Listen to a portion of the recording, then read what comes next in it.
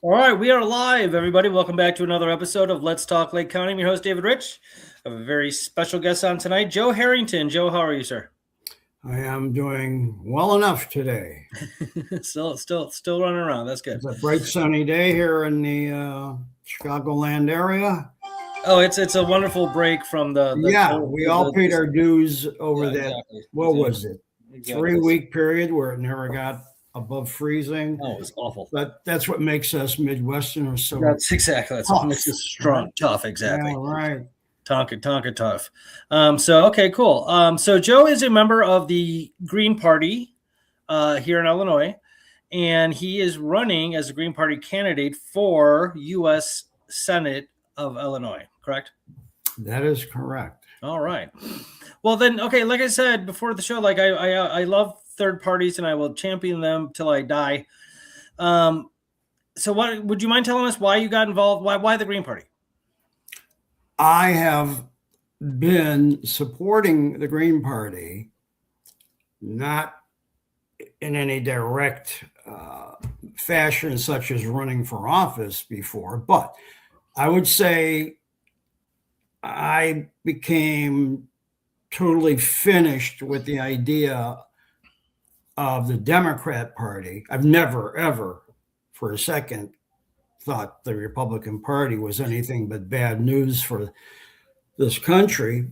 But after Clinton got reelected, what he did in that last term, and I'm not talking about his personal life, but what he did in terms of becoming Republican, maybe not so light in terms of what he signed off on, things that were completely in the realm of like the good old GOP and the Newt Gingrich era. And then in 2000, I enthusiastically supported Ralph Nader and his presidential bid.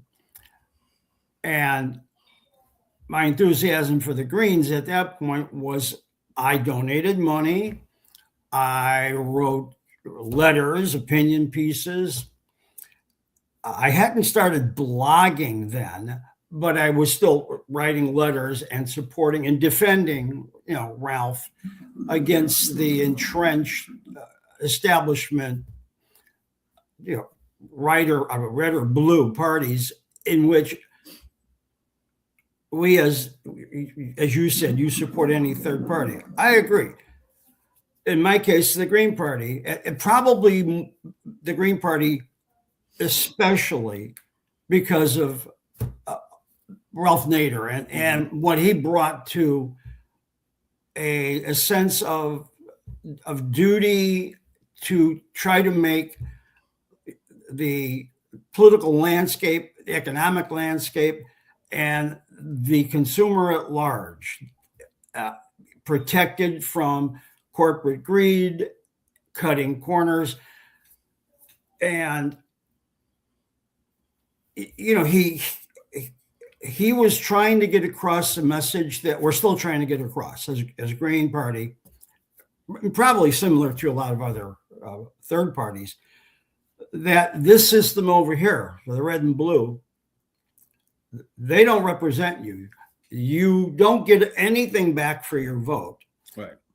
And here we are, 2026, and nothing could be, again, more easily proven to the electorate at large coming up with the midterm and then the 28 election, that if you don't understand, you being those individuals who can't seem to understand that a third party is a viable option if you would all get together and demand that we get more choices, right. Whether it's Green or Independent or Progressive Party or whatever the names of these other third parties. Libertarian right now. Right. And when I wound up being the candidate, I am sort of the accidental, inadvertent candidate for U.S. Senate by way of the Green Party, when in the summer of 24, when they had the Democratic Convention in Chicago, I decided, because I knew Jill Stein was hanging around Union Park, and I waited till the last day. I thought that would be the day in which Jill, as the Green Party candidate, might get some media coverage. She wasn't getting a whole lot of coverage in the local media, and forget about national media. But Jill wasn't there. She had already spoken the night before and left town. But I ran into, as you already mentioned, Anna Scheifelbein, who was handing out the Green Party literature. And I had met Anna once before at a day in our village kind of celebration in Oak Park. And she was manning a table for the Green Party, I don't know when, 10, 12 years ago, maybe. And so I saw Anna, and I was glad to see someone with the green, garb on and handing out. And I thought, wow. And I asked her, what's going on? Is Jill around? She said, no, I guess not. But anyway, she introduced me to Edie. And then I got more and more involved directly with being a member of the Green Party, dues paying member of the Illinois Green Party. Before that, though, as I said, I was supporting the Green Party by way of donations, word of mouth, the written word, and just trying to chip away at the entrenched type of almost program response for any candidate running as a Green.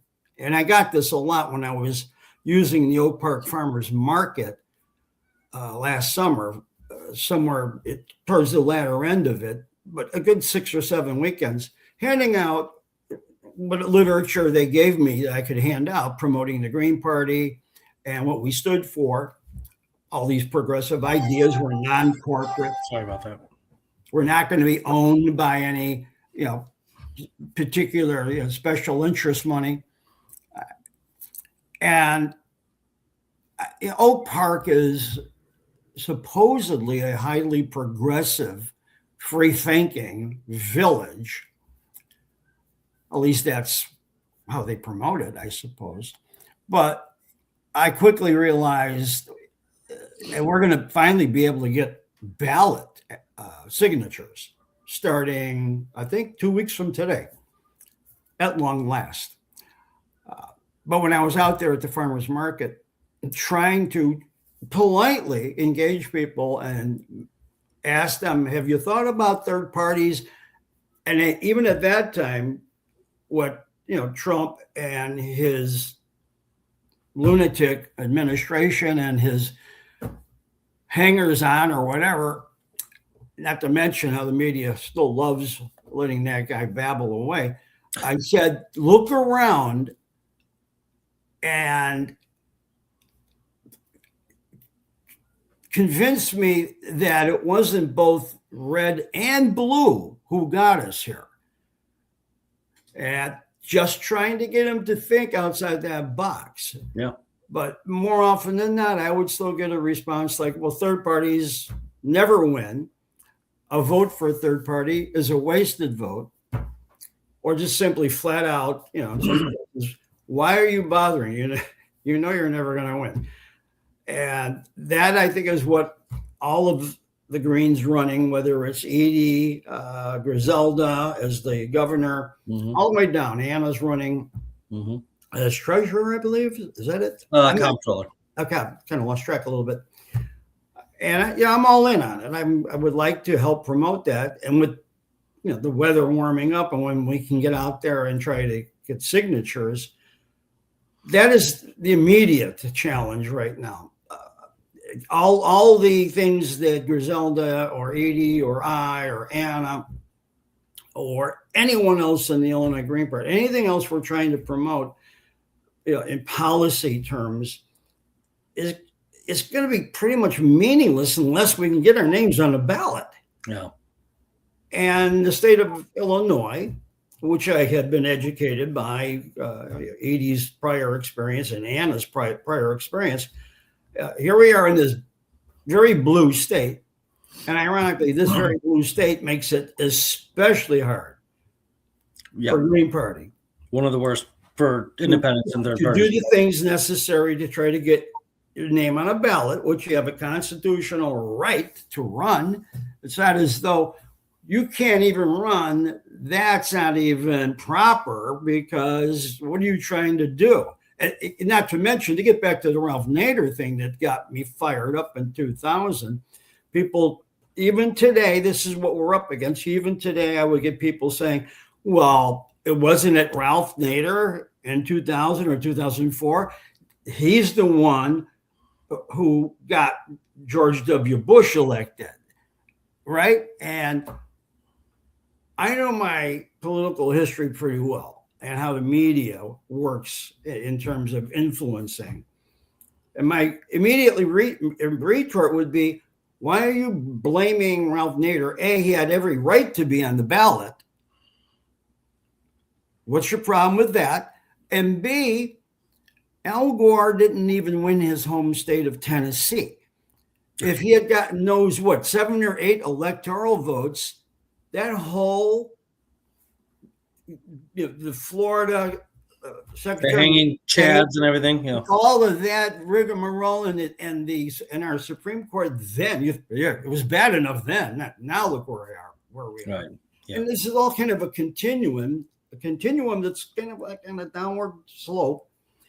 And so I think the best thing that the Greens and maybe any other third party has going for us is to appeal to people's sense of just awareness that this two-party system is not working. You know, the 9 million people who voted for him. Okay, we have a population, it's somewhere around 340 million people. And out of those, there's over 200 million eligible voters. I don't know the exact number. Yeah, I don't know. But between the people who sat out, and I know there were 90 million who didn't bother to vote, and the 77 million that voted for Harris, you can say the vast majority of the population that's old enough to vote, and God knows how many younger people already, especially brown or black forever, and now browns are completely being targeted and persecuted, prosecuted, oppressed. It's so ugly now. If this isn't the best argument to get people to support third parties, in this case, Green. So I'm looking forward to getting out there with the petitions. Would you please sign? Would you give some thought and see how they immediately might react?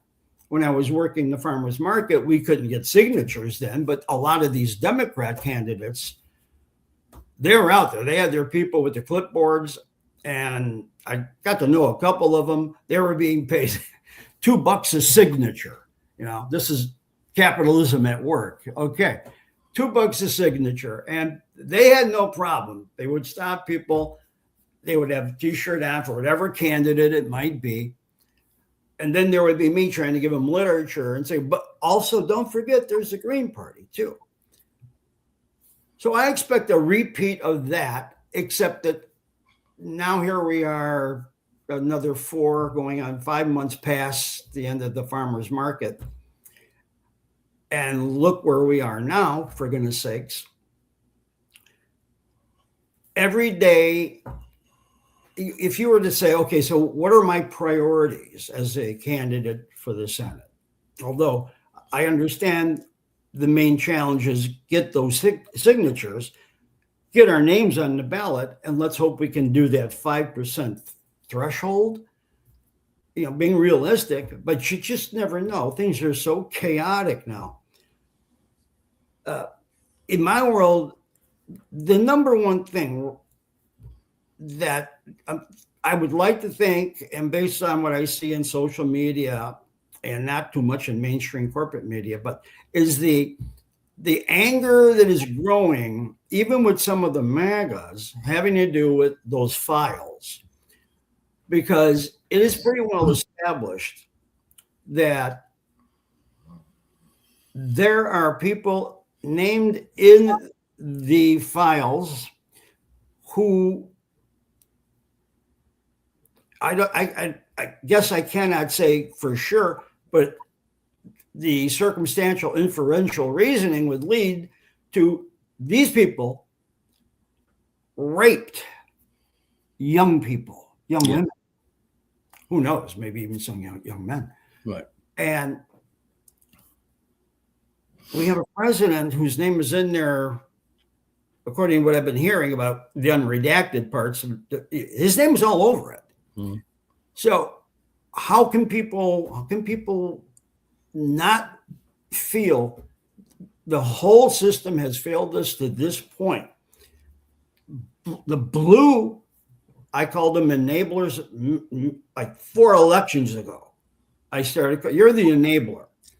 You act like you are the opposition party. You don't oppose anything that needs to be opposed any longer. I can't remember the last time he could legitimately call the Democrat Party an opposing party. And please start thinking outside of that, red or blue. But it's tough. It's going to be tough. Like every day, like here's today's mail. These big, I don't know how much these cost. And trust me, I don't have a bankroll yet to pay for these kind of advertising. They show up in the mail. Jason Friedman, he's running for, I don't know what district, U.S. Rep. LaShawn Ford. And this one was most interesting. This big one here. It's a fold out. Of course, stop Trump. Yeah, hello. Yeah, right. And it's got a sample ballot.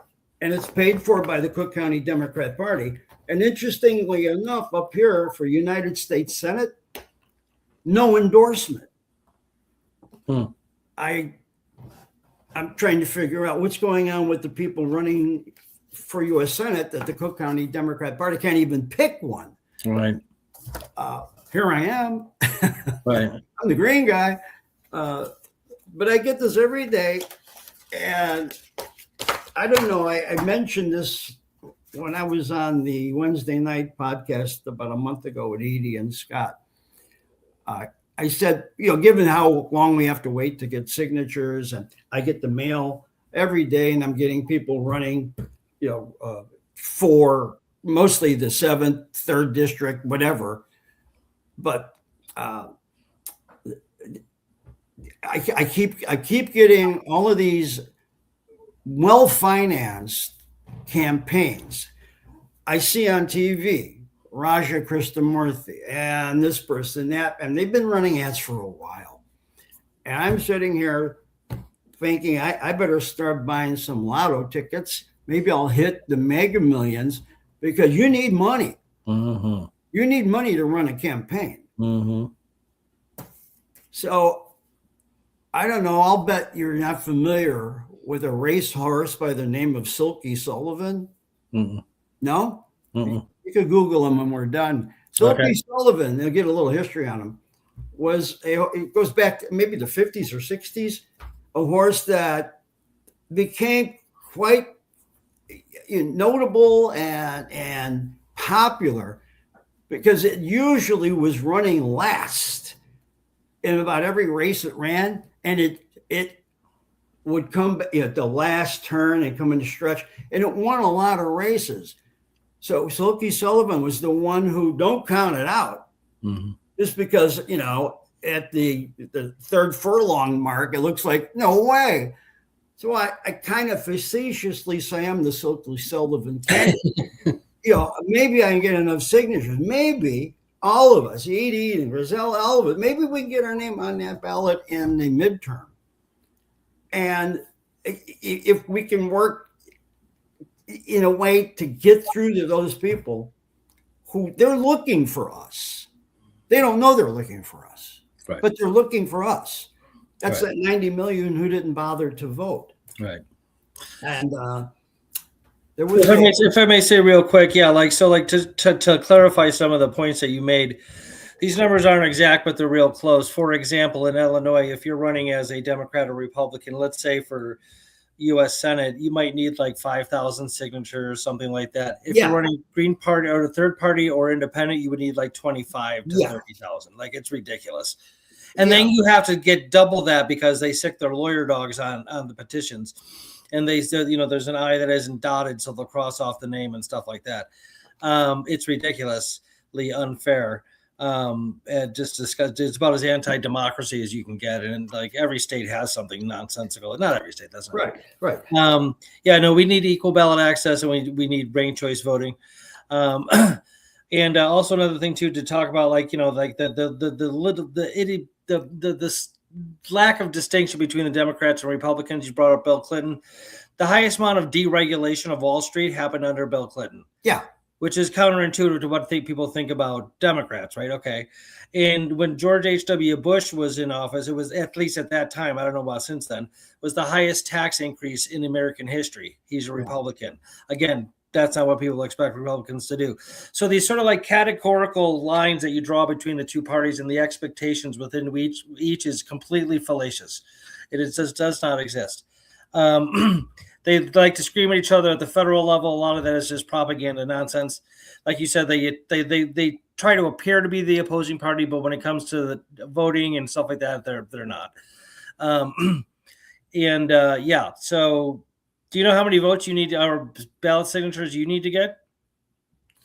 I think we're shooting for 25,000 between the 7 slotted candidates. Okay. Yeah, something in that neighborhood.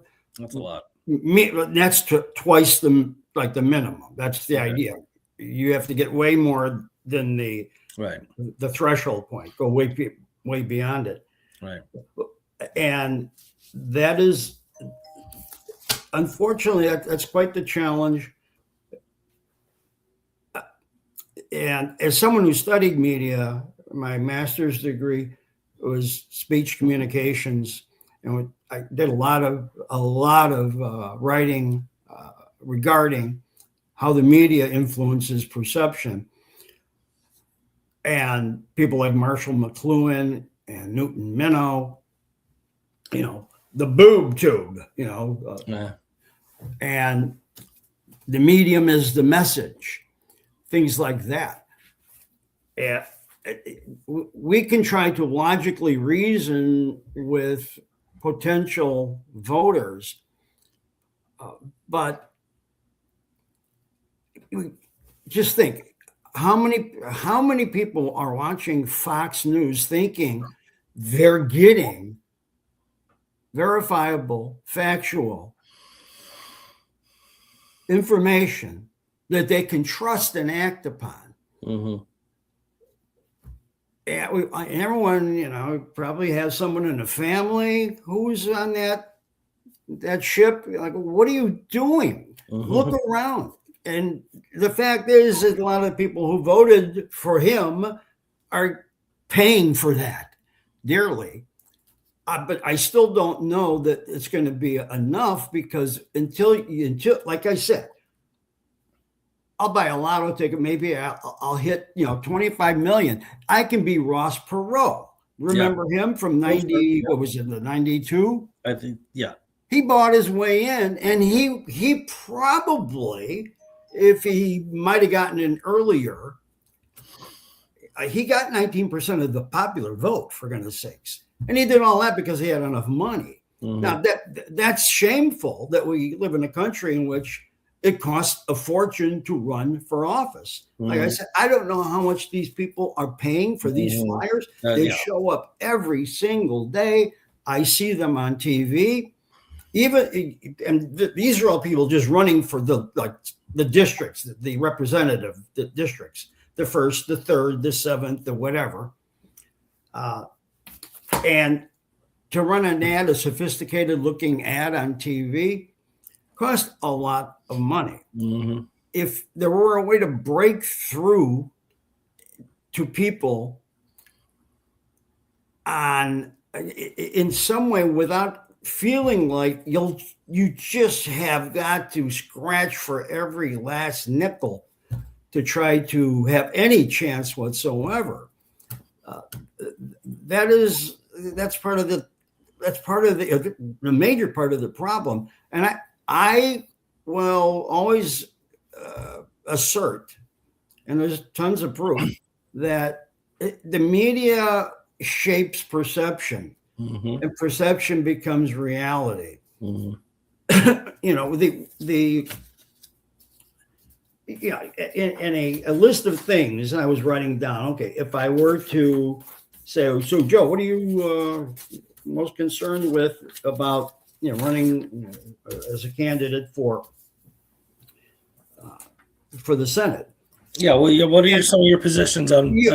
I could write them all down. There's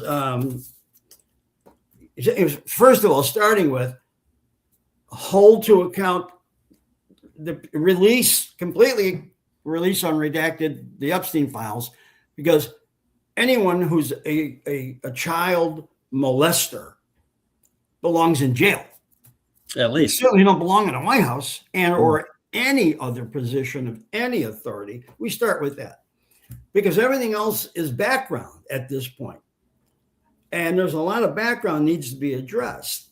So I call it almost like a powder keg situation right now, given some of the outrageous things we have seen with the killings by ICE and the documented detention centers, the sending people to horrific prisons in other countries, people who had their papers in order, and in some cases, well, in the case of Nicole Good and Alex Preddy, U.S. citizens shot dead in the street.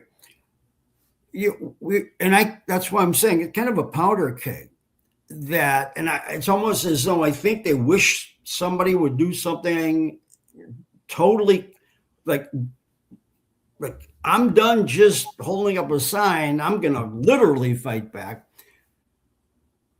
Don't know how that may play out, Right. But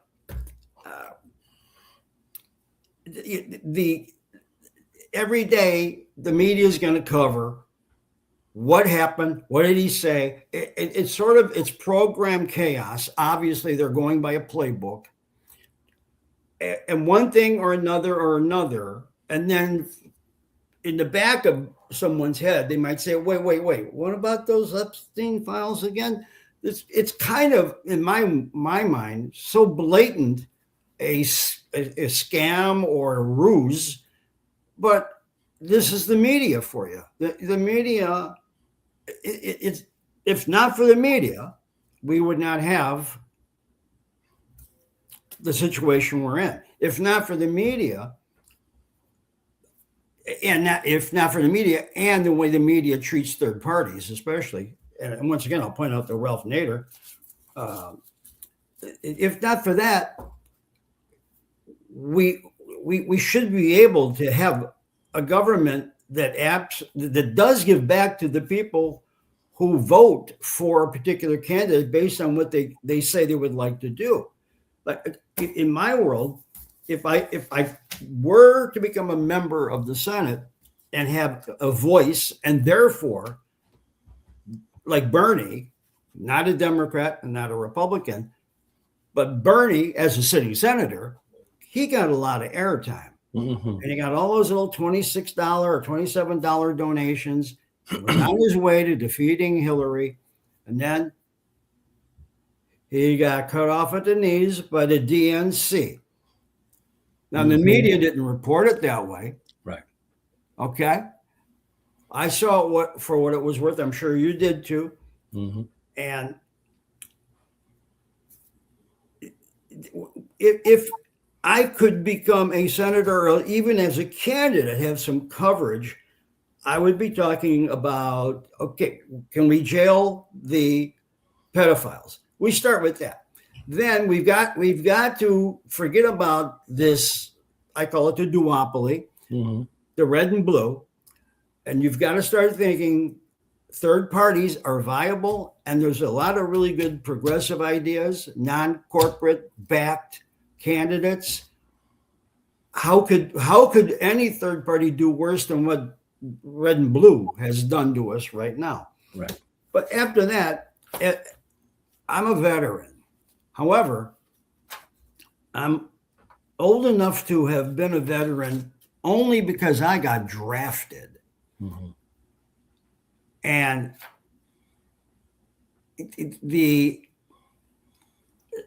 there are a lot of candidates running, ex-military. Most of them, though, as far as I can tell, most of them are Iraq, Afghanistan era vets. And as someone who got drafted in a very unpopular war, and I feel very fortunate that I am still here. 59,000 others, not so much. And then I've known others who came back and drank themselves to death, and drugs and broken families, tragedies. There's a little part of me, though, and I'm willing to believe maybe they have seen the light of day. I've always kind of wondered, why did you join? Why did you join the military? Did you join the military because you believed that Saddam Hussein had anything to do with 9/11?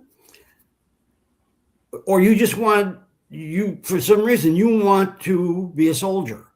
You want to be military. Okay, I guess we kind of need a military, but the idea between the Afghan and the Iraq, I didn't see any reason for us to be in either place, and all of that has to do with this military industrial complex.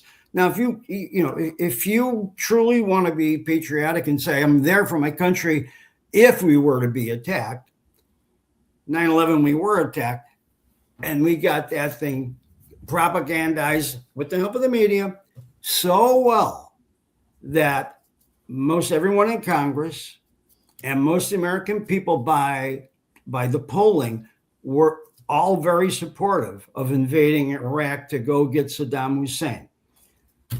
When I was teaching, I'm a retired teacher, I would bring into the lessons, if it was a straightforward speaking class, a film class, interpersonal communication, I would always work in the ideas of being a critical thinker and how to assess information. And I would just point out to them, and I would not be asserting anything I couldn't back up factually.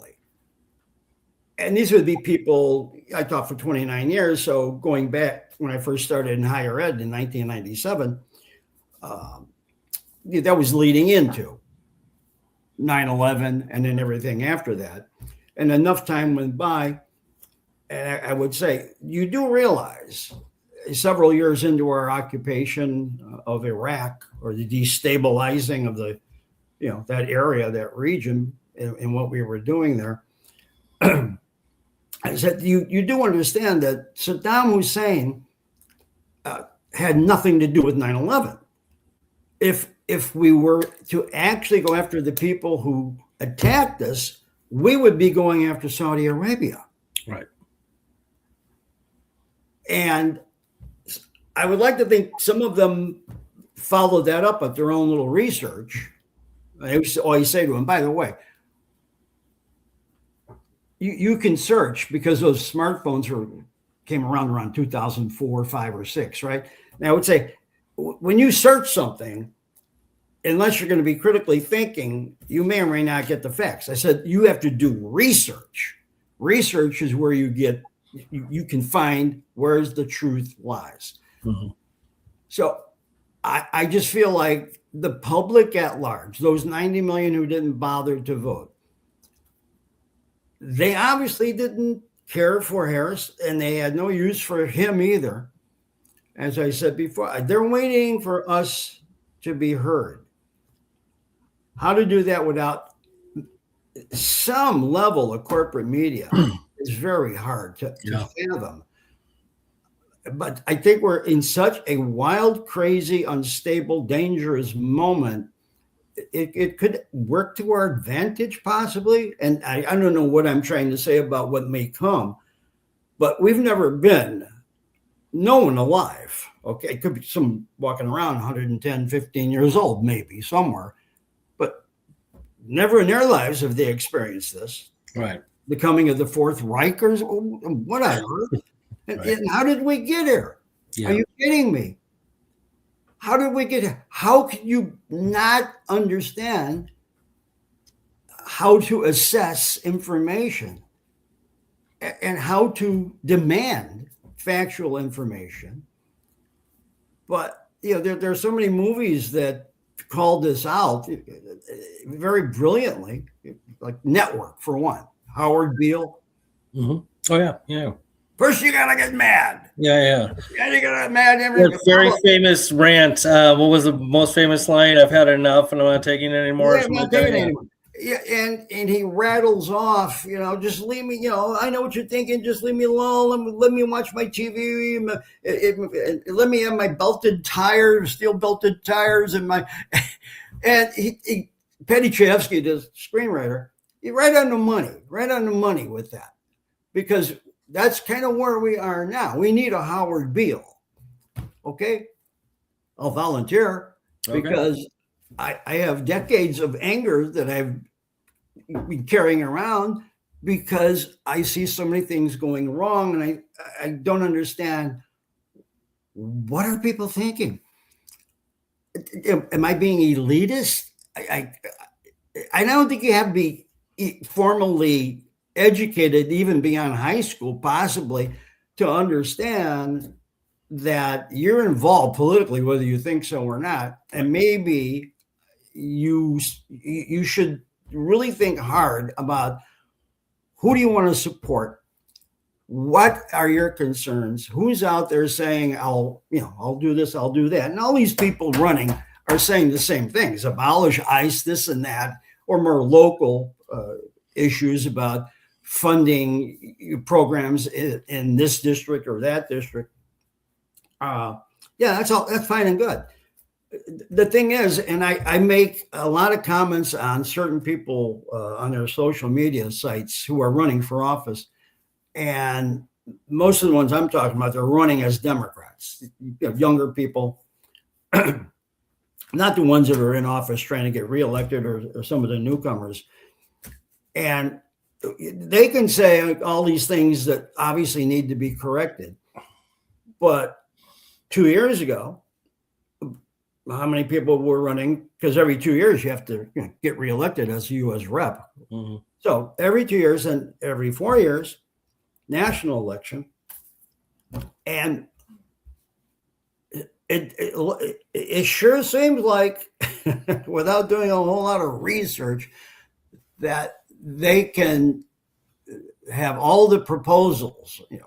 What are your platforms? What are your proposals? What trees do you plant? And then they get elected,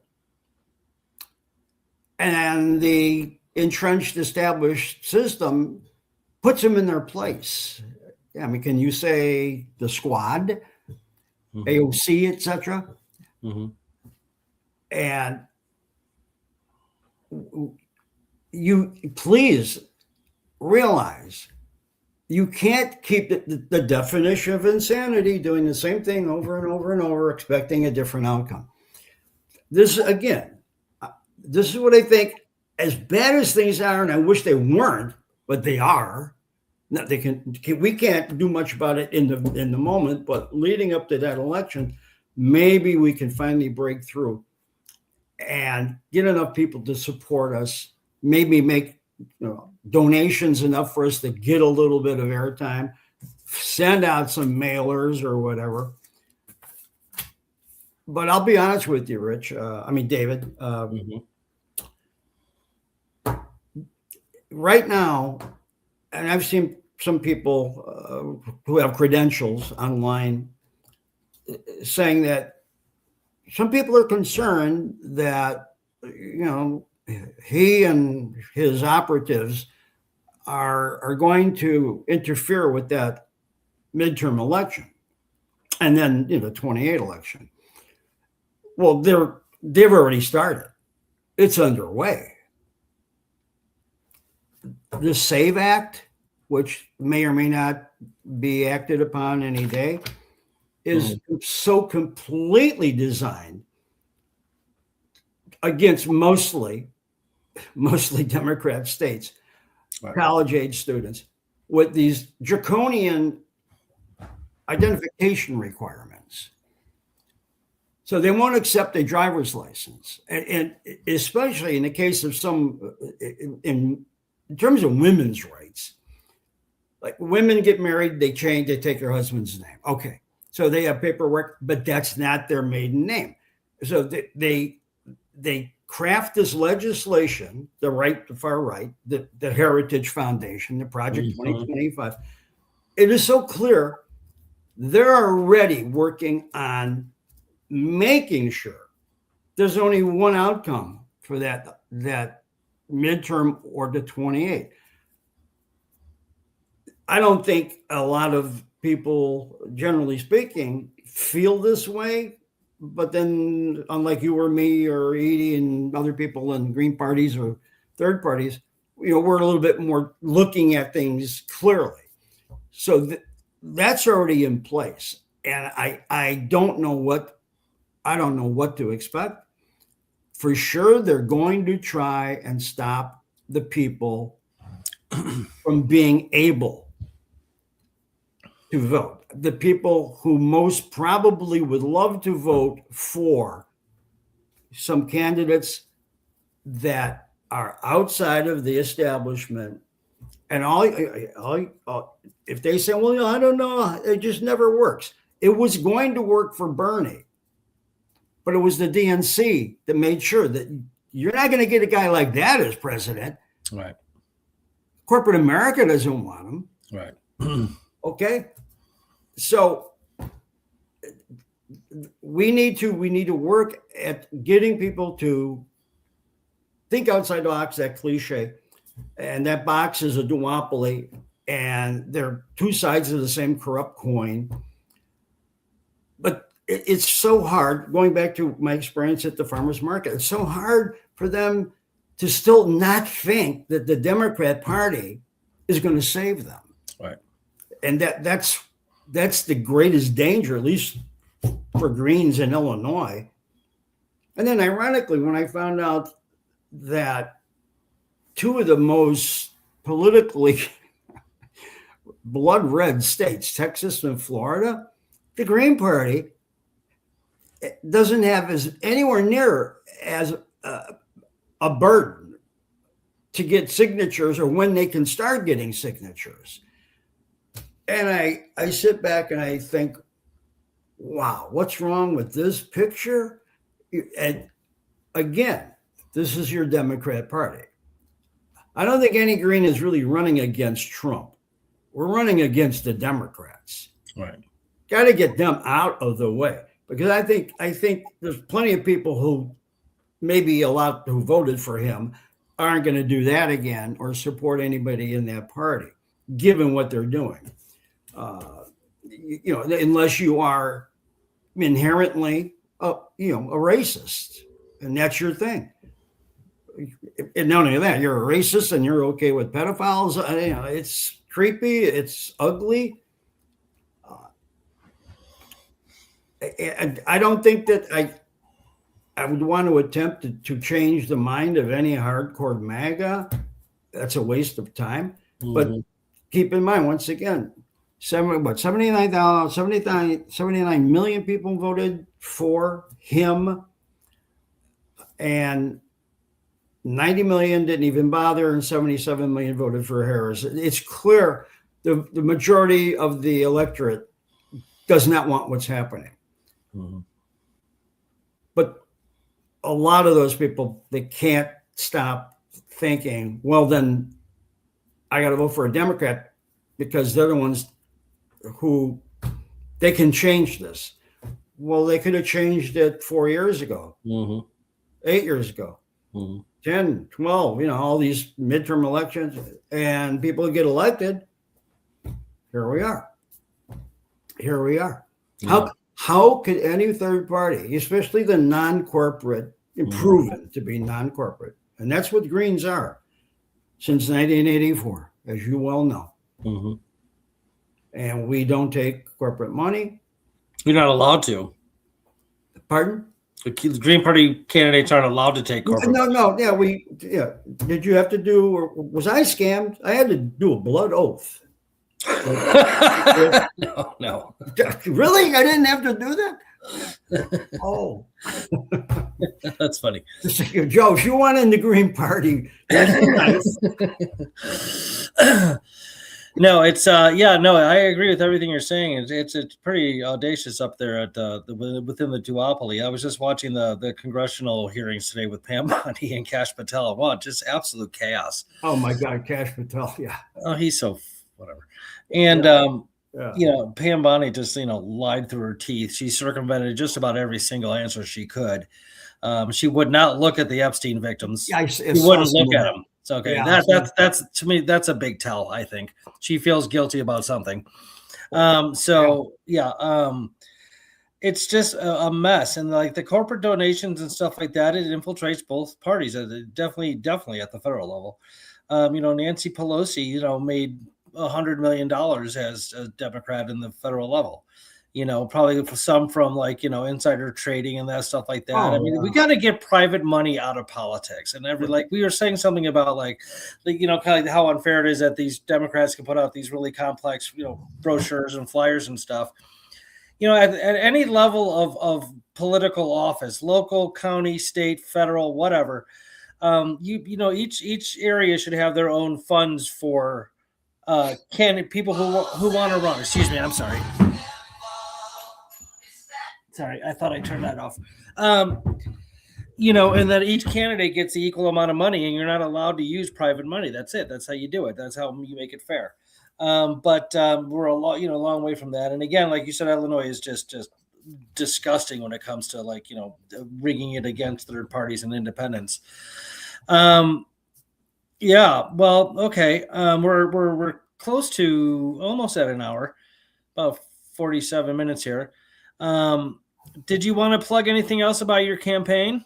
Well, when I get out there with the clipboard, seeking signatures, and people want to, and maybe by that time, I have still a lot of the original Green Party literature, but nothing specific to me. But I would start with, beyond the obvious. We need to reestablish so many things that have been eliminated or defunded from the CDC, the EPA, OSHA, the Clean Air Water Act, which, by the way, things like that, clean water, clean air, OSHA, that's Ralph Nader, good old Ralph back in the day. Yeah. And we need debt-free higher education. I spent most of my 29 years teaching in higher ed, debt-free public education. Yes. We need single-payer healthcare. Medicare for all is a rallying cry, but as a veteran, I get single-payer healthcare. Yeah. We all should get. We should all get it. You shouldn't have to have been in the military, right, or get elected to office and you'll get it too. That's the irony. They won't vote for anything resembling non-for-profit healthcare in this country while they get single-payer anyway. And restore like Planned Parenthood. Stop. This Project 2025 is so hideous. It's gross. In terms of marching backwards, they want women, the cliche, barefoot, pregnant, and etc.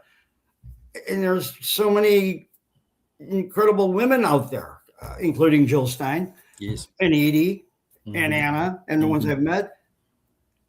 And the refrain would be, well, how are you going to pay for all these things? How you get blah, blah, blah, blah, blah. Simple.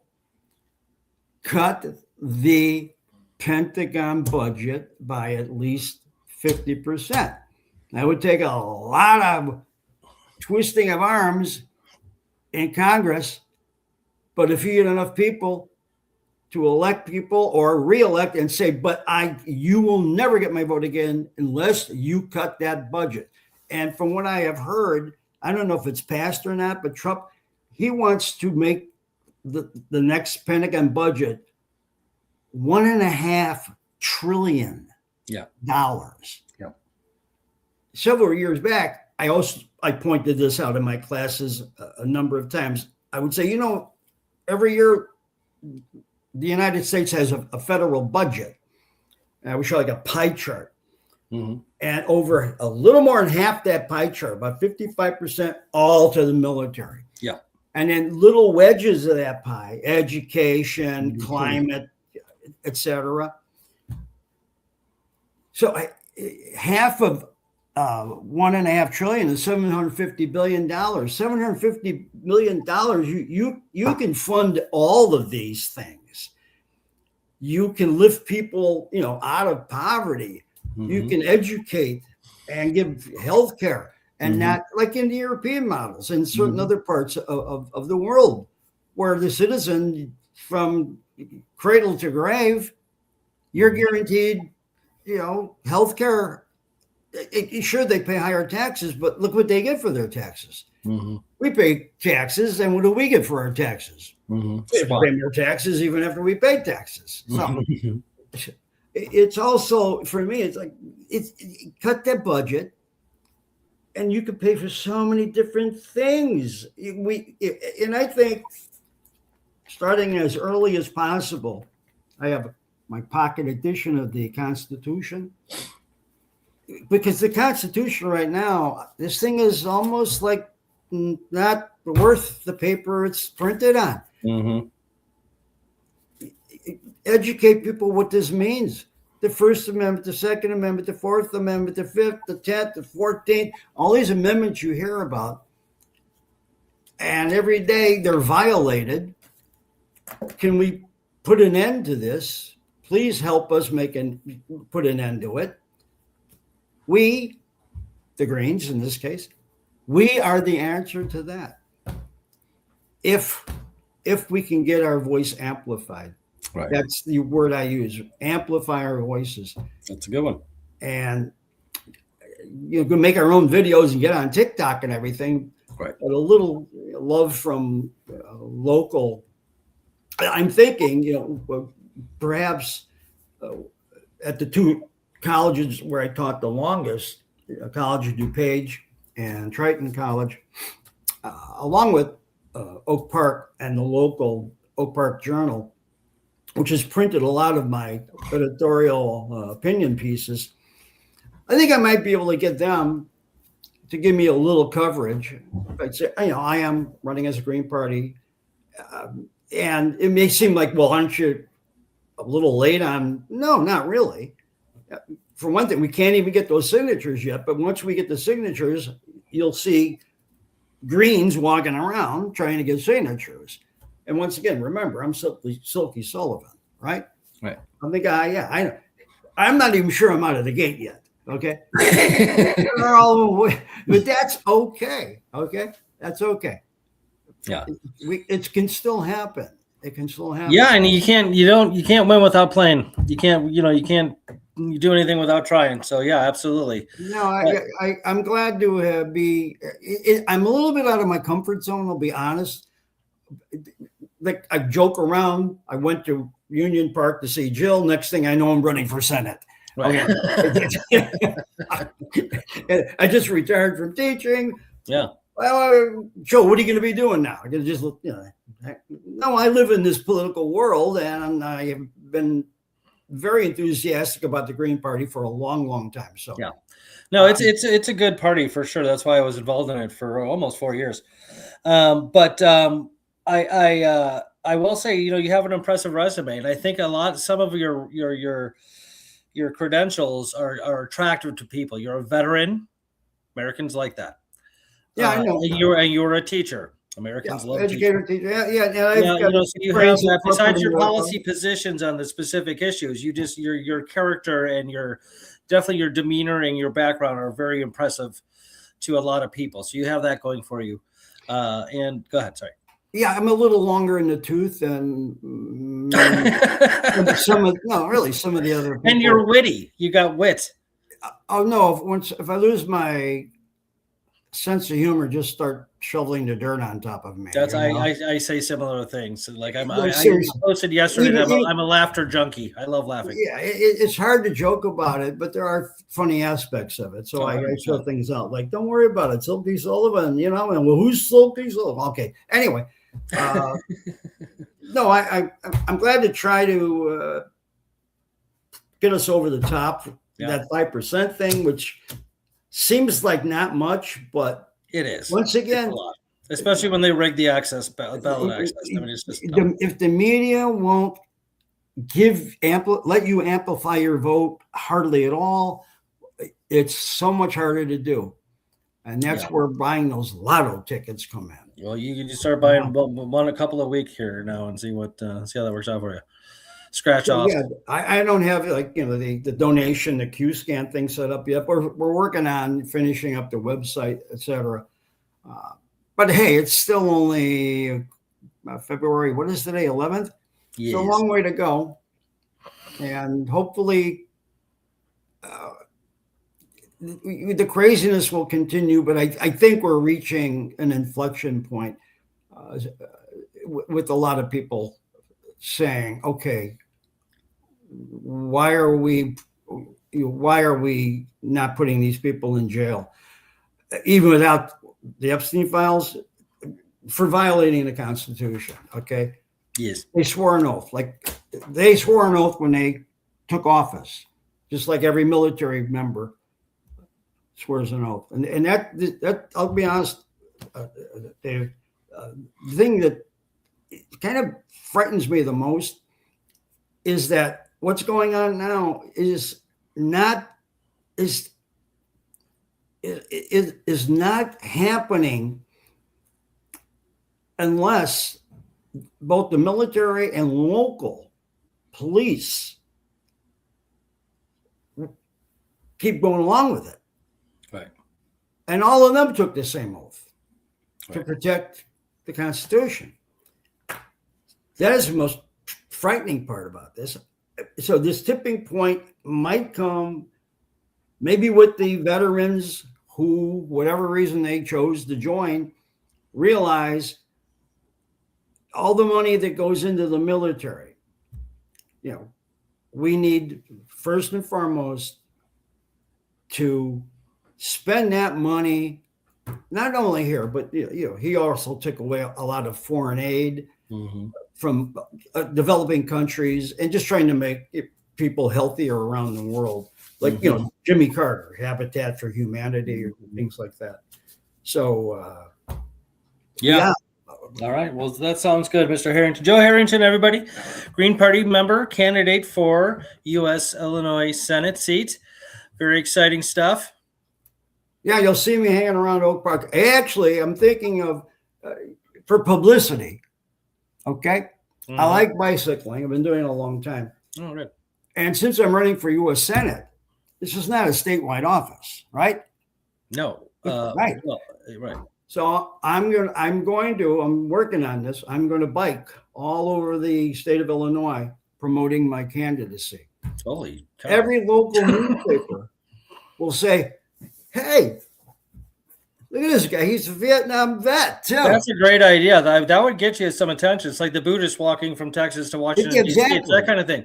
Yeah. Make sure that you video a lot of that. A lot of that. Absolutely. Every day, put up a video out of like whatever my disposable income. I'll get all, whatever. I'll get it. I'll be posting. Well, not on TikTok so much anymore. Yeah, nobody cares. Something, whatever. No, I think I got a good idea there, right? That's a very cool idea. I like that idea. All right, sir. Joe Harrington, thank you so much for coming on Let's Talk Lake County. I appreciate it. Well, you're always welcome. If you want to come on, you betcha. If you want to come on again, maybe a little bit later and see how you're doing. Sure. Absolutely. I would love, I will forever support third parties, whether I'm a member of one or not. Yeah. I absolutely love them, and I can't stand the duopoly anymore. It's so ridiculous and awful. Yeah. And there was a poll taken, like over 60% of Americans nationwide want more options. Exactly. They do. And I think that it's like a self-fulfilling prophecy. They're afraid to vote third party because they're afraid not enough other people will vote third party. So there would be a wasted, they think it's a wasted vote, of which all those other people that they're thinking about aren't doing it for the same reasons. They're all talking themselves out of it. Instead of just give yourselves like one election here and there and just do it. Vote your conscience. Don't strategic voting is absurd. Vote your conscience, because actually there's no such thing as strategic voting, because if you think strategic voting is the right way to vote, that means you're voting your conscience, because that's what your conscience does. It tells you what's right and what's wrong. So there's only voting your conscience. Just be more true to it, I guess is what I would say. Cool. Yeah. It's a matter of getting through and broadening their perspective on our democracy. 100%. Democracy being and possibly making this relevant again. Making the Constitution relevant again. That should replace MAGA. Okay, so all right, thank you, Joe Harrington, for coming on. Everybody, thanks for tuning in to Let's Talk Lake County. I'm your host David Rich. Till next time, keep talking. Bye. Bye-bye.